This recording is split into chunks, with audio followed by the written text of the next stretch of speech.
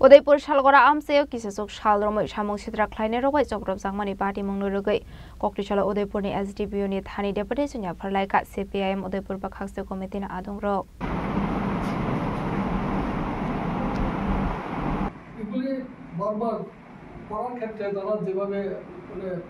Arshul Deputation Jafar Zangmani Surawo Manzaka CPIM Udaipur Bakhakse Tang Fang Dilebeto Wazamani Tai Bishas Pradip Shaha Kakole Sorkar no Khobite Kubon Adong Rok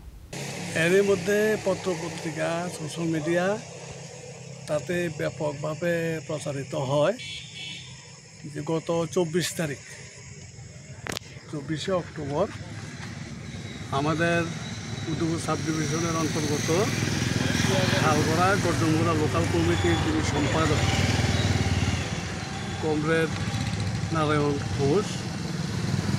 ওনার বাড়ি বিজেপির কিছু দুর্বৃত্ত বাহিনীর দ্বারা আক্রান্ত হয় ওনার বাড়িতে একটা নতুন বাইক ভেঙে ফেলা হয় তাছাড়া ওনার ঘর ভেঙে ঢুকে সেখানে তার ঘরের আসবাবপত্র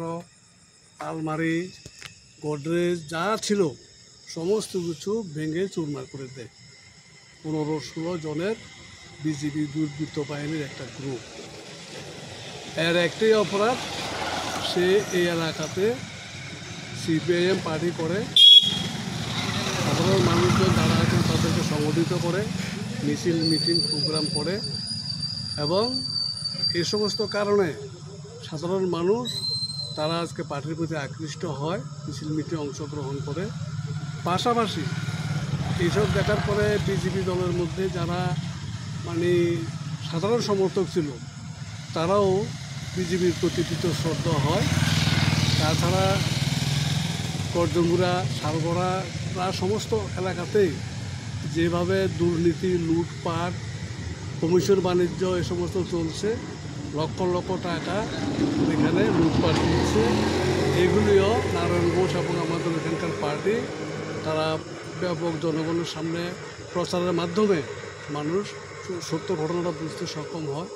এর থেকে বিজেপি দুর্বৃত্ত বাহিনী তাদের মধ্যে যে হতাশা তৈরি হয় একটা হতাশা তৈরি হয় তাতে করে নারায়ণ ঘোষ এবং এখানকার যারা আমাদের পার্টির কর্মী আছেন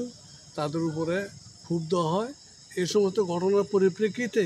কমরেড নারায়ণ ঘোষের উপরে এই আক্রমণ সংঘটিত হয়েছে আমরা ঘটনা যা জানলাম আসলে পরিকল্পনা ছিল তাকে খুন করার